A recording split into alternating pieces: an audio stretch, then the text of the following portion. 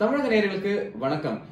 இன்னைக்கு ஆகஸ்ட் 5ஆம் தேதி எல்லா மீடியாவும் எடுத்து பாத்தீங்க அப்படின்னா மெயினா ராம் ஜன்ம பூமியில நம்மளோட பிரைம் மினிஸ்டரும் சரி, யூபி சீஃப் மினிஸ்டர் இருக்கிற யோகி ஆதித்யநாத் ஜி அவங்க எல்லாம் போய் வந்துட்டு அடிக்கல் நாட்டுற விஷயத்தை பத்தி பேசிட்டு இருந்தாங்க. அதோட இம்பார்ட்டன்ஸ் என்ன அப்படின்னு பேசிட்டு இருந்தாங்க. நிறைய பேர் அது பேசுனதுனால நான் தொட விரும்பல.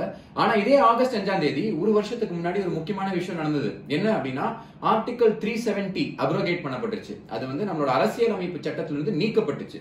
சோ ஜம்மு அண்ட் காஷ்மீருக்கு கொடுத்திருந்த ஒரு ஸ்பெஷல் ஸ்டேட்டஸை எடுத்து நீயும் மத்த எல்லா ஸ்டேட்டும் ஒண்ணுதான், உனக்கு இருக்கிற அந்த ஸ்பெஷல் அந்தஸ்து நீக்கப்பட்டுச்சு. அது மட்டும் கிடையாது, நீ இப்ப ஒரு யூனியன் பிரதேசம் ஆயிட்ட அப்படின்னு சென்ட்ரல் கவர்மெண்ட் சொல்லிச்சு. சோ இந்த ஒரு வருஷத்துல என்னெல்லாம் விஷயங்கள் நடந்திருக்கு ஜம்மு அண்ட் காஷ்மீர்ல, உண்மையில ஏதாவது டெவலப்மெண்ட் இருந்திருக்கா, இது பண்ணது பயன்தானா அப்படின்னு பாக்குறது தான் இந்த காணொலியோட நோக்கம். அது மட்டும் கிடையாது, எங்கெல்லாம் லேக்கிங், எங்கெல்லாம் கொஞ்சம் லேக்யூனே இருக்கு, இதெல்லாம் இம்ப்ரூவ் பண்ணா இன்னும் அருமையா ஜம்மு அண்ட் காஷ்மீரோட வளர்ச்சி இருக்கும். அது மூலியமா ஜம்மு அண்ட் காஷ்மீர் இந்தியாவோட ஒரு இன்டெகிரல் பார்ட்டா, இன்செப்பரபிள் பார்ட்டா லைஃப் லாங் எப்படி நமக்கு இருக்கும் அப்படின்னு பாக்குறது தான் இந்த காணொலியோட நோக்கம். ஃபர்ஸ்ட் பாயிண்ட்ங்க என்ன அப்படின்னு பாத்தீங்கன்னா, மினிஸ்ட்ரி ஆஃப் ஹோம் அஃபேர்ஸ் ஒரு ரிப்போர்ட் சப்மிட் பண்றாங்க. அந்த ரிப்போர்ட்ல என்ன சொல்லுது அப்படின்னா 36% டெரர் அட்டாக்ஸ் வந்துட்டு இந்த 2019 பீரியட்ல இருந்து பார்த்தா 2020 குறைஞ்சிருக்கு அப்படிங்கிறாங்க. உதாரணத்துக்கு கிரனேட் அட்டாக்ஸ் 2019 51 நடந்திருக்கு, 2020 பாத்தீங்கன்னா 21 தான். அதே மாதிரி இம்ப்ரோவைஸ்டு எக்ஸ்ப்ளோசிவ் டிவைசஸ் அப்படின்னு சொல்லுவாங்க. இந்த டைம் பாம் மாதிரி எல்லாம் வந்து கார் கடியில ஃபிக்ஸ் பண்ணிட்டு ஓடிடுவாங்க. சோ அந்த விஷயங்கள் எல்லாம் பாத்தீங்கன்னா ஒரே ஒரு இன்சிடென்ட் தான் 2020 நடந்திருக்கு. ஆனா போன 2019 பாத்தீங்கன்னா 6 இன்சிடென்ட் நடந்திருக்கு. அதே மாதிரி போலீஸ் மென், செக்யூரிட்டி பர்சனல் 75 பேர் போன வருஷம் கொல்லப்பட்டிருக்காங்க. இந்த வருஷம் 35 பேர் தான் கொல்லப்பட்டிருக்காங்க. ஆனா டெரரிஸ்ட் எத்தனை பேர் இந்த வருஷம் கொல்லப்பட்டிருக்காங்கன்னு பார்த்தா 136 பேர் கொல்லப்பட்டிருக்காங்க. ஆனா போன வருஷம் 126 பேர் தான். இதுல முக்கியமான விஷயம் என்னன்னா, ஹிஸ்புல் முஜாஹிதீன் அப்படிங்கிற வந்து ஒரு தீவிரவாத அமைப்பு, ரொம்பவே டேஞ்சரஸான அமைப்பு, அங்க இருந்து 50 பேர் கொல்லப்பட்டிருக்காங்க. இதெல்லாம் ஒரு பக்கம் இருந்தா கூட stone pelting incidents, security force மேல கல்ல தூக்கி அடிச்சு அவங்களோட மொராலை டவுன் பண்ணி நிறைய பேர் உயிரிழந்திருக்காங்க நம்ம ஆட்கள், அந்த இன்சிடென்ட்ஸும் குறைஞ்சிக்கிட்டே வருது அப்படின்னு மினிஸ்ட்ரி ஆஃப் ஹோம் அஃபேர்ஸ் சொல்லியிருக்கு.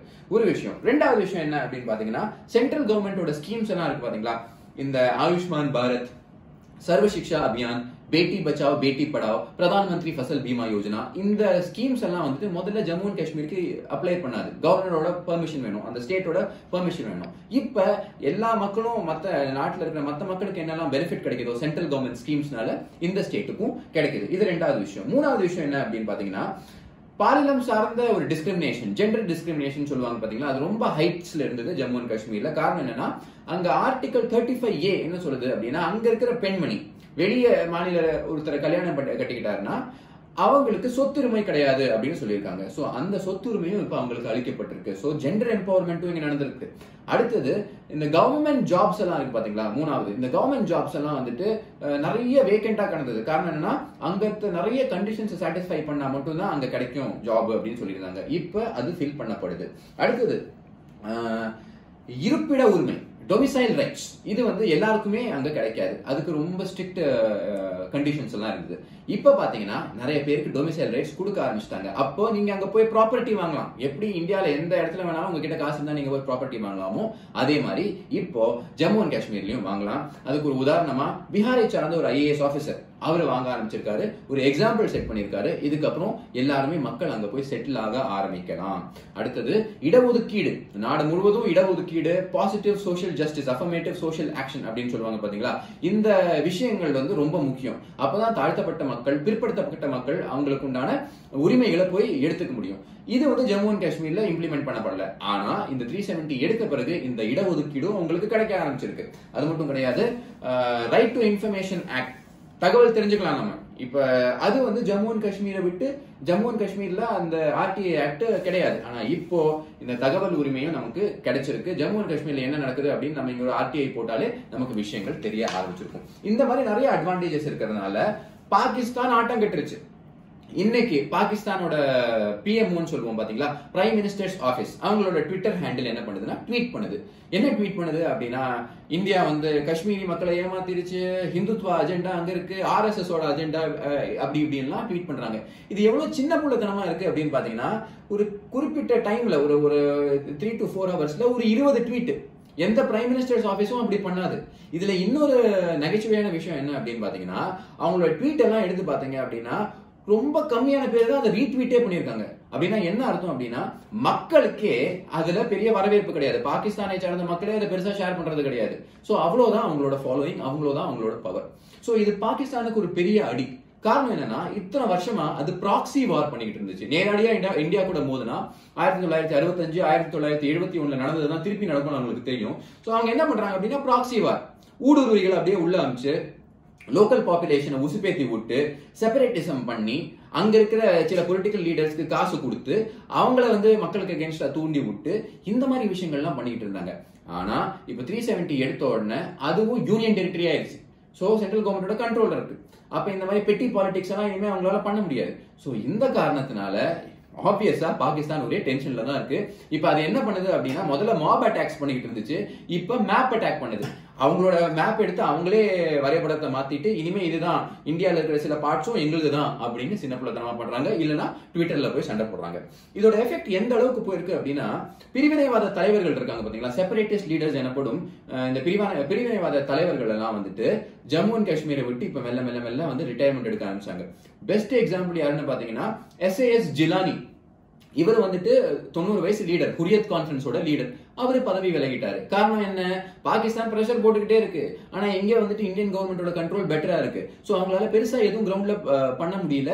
அதனால அவர் பதவி விலகிட்டாரு. சிச்சுவேஷன் அங்க பெட்டர் ஆகிட்டு இருக்கு. அது மட்டும் கிடையாதுங்க, 2013 இருந்து 2019 வரைக்கும் நீங்க பாருங்க, நிறைய அட்டாக்ஸ் நீங்க பாத்துக்கலாம். இப்ப உதாரணத்துக்கு நக்ரோட்டா அட்டாக்ஸ், உரியில அட்டாக், புல்வாமால அட்டாக், பठानकोटல அட்டாக். ஆனா இந்த ஒரு வருஷமா நீங்க பாத்தீங்கன்னா எந்த ஒரு அட்டாக்கும் வந்திருக்காது. காரணம் என்ன அப்படின்னா இன்ஃபில்ட்ரேஷன் அட்டெம்ப்ட்ஸ் எல்லாம் ஈஸியா நம்மளால ஃபாயில் பண்ண முடியுது. இது எல்லாத்துக்குமே மெயின் காரணம் என்ன அப்படின்னு பாத்தீங்கன்னா ஓவர் கிரவுண்ட் ஒர்க்கர்ஸ் அப்படிம்பாங்க. யாருங்க இந்த ஓவர் கிரவுண்ட் ஒர்க்கர்ஸ்னா OGWs அப்படின்னு சொல்லுவோம். இவங்க தான் இந்த தீவிரவாதிகளுக்கு எல்லாம் கண்ணும் காதுமா செயல்படுவாங்க. சோ இவங்க என்ன பண்ணுவாங்க அப்படின்னா எங்க போலீஸ் பேட்ரோல் இருக்கு, எங்க ஆர்மி மூவ்மெண்ட் இருக்கு, எங்க யார் தங்கி இருக்கா, இந்த விஷயங்கள் எல்லாத்தையும் டெரரிஸ்டுக்கு சொல்லக்கூடிய ஆட்கள். சோ இவங்க மேஜரா யாரா இருப்பாங்க பாத்தீங்க அப்படின்னா இந்த செப்பரேட்டிஸ்ட், இந்த பக்கத்து கண்ட்ரில இருந்து செலவு பண்ணி இவங்களுக்குன்னு ஒரு அமௌண்ட் கொடுப்பாங்க. இந்த local arms deal, drugs deal, narco terror அப்படிங்கிற விஷயங்கள்லாம் இவங்க பண்ணிக்கிட்டு இருப்பாங்க. அதுக்கு பக்க பலமா பாகிஸ்தானும் சரி, இந்த பாகிஸ்தான் ஸ்டூஜஸ் சொல்லக்கூடிய ஆட்களும் சரி இவங்களை சப்போர்ட் பண்ணிட்டு இருப்பாங்க. இப்போ சென்ட்ரல் கவர்மெண்டோட கண்ட்ரோல் கொஞ்சம் ஜாஸ்தியானனால 370 அப்ராகேட் பண்ணதுனால இவங்களால இந்த விஷயங்கள் எல்லாம் பண்ண முடியல. சோ அதனால என்ன ஆகுது, டெரர் ஃபண்டிங் பாதிக்குது. அதனால பாகிஸ்தானால ப்ராக்சி வார இங்க பண்ண முடியல. சோ இதெல்லாம் தான் இங்க இருக்கிற பெனிஃபிட்ஸ். இந்த ஒரு வருஷத்துல நீங்க பாத்தீங்கன்னா இந்த மாதிரி நிறைய பெனிஃபிட்ஸ் கிடைச்சிருக்கு. ஒரு அளவுக்கு ரிலேட்டிவ் பீஸ்னு சொல்லலாம், அமைதி அங்க வேலியில திரும்பி இருக்கு. சோ இது வரவேற்கக்கூடிய விஷயம் தான். ஆனா எல்லாமே சூப்பரா இருக்கா, எல்லாமே நல்லா இருக்கா அப்படின்னு கேட்டா சில விஷயங்கள் நம்மள மனசுல உறுத்திக்கிட்டு தான் இருக்கு. என்ன விஷயங்கள் அப்படின்னு பாத்தீங்கன்னா ஃபர்ஸ்ட், இந்த 4G இன்னும் காஷ்மீர்ல கொடுக்கப்படல. ஒரு வருஷம் ஆயிடுச்சு, இன்னும் 4G கொடுக்கப்படல. என்னப்பா 4Gனால என்ன ஆகும் அப்படின்னு பாத்தீங்கன்னா இப்ப கொரோனா டைம்ல பிசினஸ் எல்லாம் பயங்கரமா பாதிக்கப்பட்டிருக்கு. எல்லாமே காமர்ஸ்ல தானே நடக்குது. சோ ஆர்டர்ஸ் எல்லாம் அவங்களுக்கு வர மாட்டேங்குது. அட்வர்டைஸ்மெண்ட் அவங்களால பண்ண முடியல. அவங்களோட பிசினஸ் மக்கள்கிட்ட கொஞ்சம் கொண்டு போய் ரீச் பண்ண முடியல அப்படிங்கிற ஆதங்கம் அங்க இருக்கிற பிசினஸ்மேனுக்கு இருக்கதான் செய்யுது. இதுக்காக என்ன பண்ணிருக்காங்க சென்ட்ரல் கவர்மெண்ட் அப்படின்னா, சரி நாங்க ஒரு கமிட்டி போட்டிருக்கோம், அந்த கமிட்டி பரிசீலனை பண்ணிக்கிட்டு இருக்கு. சிச்சுவேஷன் நார்மலா ஆக ஆரம்பிச்சிருச்சுன்னா உடனே நாங்க 4G அங்க திருப்பி கொடுக்க ஆரம்பிச்சிருவோம். காரணம் என்னன்னா சென்ட்ரல் கவர்மெண்ட்டுக்கு இப்ப முக்கியமான ஒரு விஷயம் இருக்கு. அங்க law and order, national security அதையும் மெயின்டைன் பண்ணணும். அட் த சேம் டைம் அங்க வளர்ச்சி, டெவலப்மெண்ட்டும் அங்க கொண்டு வரணும். ஸோ இது ரெண்டுத்தையும் பேலன்ஸ் பண்ணி ஒரு டைட் ரோப்பை தான் அவங்க வாக் பண்ணிட்டு இருக்காங்க. ஸோ கூடிய சீக்கிரம் அந்த 4G திருப்பி கொண்டு வந்துட்டாங்க அப்படின்னா மற்ற மக்கள் மாதிரி அவங்களுக்கும் அந்த பிசினஸ் ஆப்பர்ச்சுனிட்டி மிஸ் ஆகாது. நிறைய முதலீடும் அங்க வரும். சோ இது ஒரு விஷயம். ரெண்டாவது விஷயம் என்ன அப்படின்னா எஜுகேஷன் ரொம்ப பாதிக்கப்பட்டிருக்கு. என்னைக்கு இந்த 370 எடுத்தாங்களோ லா அண்ட் ஆர்டர் ப்ராப்ளம் இனிஷியலா கொஞ்சம் ஜாஸ்தியா இருந்துச்சு. சோ நிறைய ஸ்கூல் ஷட் டவுன் பண்ணிட்டாங்க. அதுக்கப்புறம் இப்ப இந்த கொரோனா பிரச்சனைனால ஆல்மோஸ்ட் ஒரு வருஷம் என்டையரா அங்க இருக்கிற குழந்தைகளுக்கும், ஸ்கூல் பசங்களுக்கும் சரி, காலேஜ் பசங்களுக்கும் சரி மிஸ் ஆயிருச்சு. சோ அந்த ஒரு வருஷத்தை மேக்கப் பண்றதுக்கு கவர்மெண்ட் இன்னும் கொஞ்சம் ஸ்பெஷல் எஃபர்ட் எடுக்க வேண்டியிருக்கும். அப்பதான் உண்மையிலேயே அவங்க இன்டெகிரேட் ஆவாங்க நம்ம கூட. சோ கவர்மெண்டோட ஒரு பக்கம் ஸ்ட்ராங் மெஷர்ஸ், இத்தனை வருஷமா எந்த ஒரு கவர்மெண்ட்டும் எடுக்க முடியாத, எந்த ஒரு கவர்மெண்ட்டும் யோசிக்காத மெஷரை எடுத்து சக்சஸ்ஃபுல்லா இம்ப்ளிமெண்ட் பண்ணிட்டு இருக்கிற ஒரு பக்கம், இன்னொரு பக்கம் அவங்க என்ன பண்ணணும் அப்படின்னா இந்த இன்டெகிரேஷன் மெஷர்ஸ் அதையும் அவங்க கொஞ்சம் நல்லா எடுக்கணும். இன்ஃபேக்ட் ஆர்மியே இதெல்லாம் எடுக்க ஆரம்பிச்சிருச்சு. நிறைய இடத்துல ரிஹாபிலிட்டேஷன் கேம்ப்ஸ் வைக்கிறாங்க, பிளாக் போர்டு அப்படின்னு ப்ரோக்ராம் கொண்டு வராங்க, அங்க ஸ்கூல்ஸ்ல போய் சொல்லி கொடுக்குறாங்க, அங்க ஸ்கூலோட இன்ஃப்ராஸ்ட்ரக்சரை பெட்டர் ஆக்குறாங்க. சோ இந்த மாதிரி விஷயங்கள்லாம் பண்ணிக்கிட்டே தான் இருக்காங்க. சோ ஒரு பக்கம் நமக்கு நிறைய இந்த ஸ்டெபிலிட்டி, இந்த வேல்யூல கிடைச்சா கூட இன்னொரு பக்கம் இந்த டெவலப்மெண்ட் வர்றதுக்கு இன்னும் கொஞ்சம் நாள் ஆகதான் செய்யும். ஸோ அதுக்குண்டான எஃபர்ட்ஸ் சென்ட்ரல் கவர்மெண்ட் எடுக்கணும்.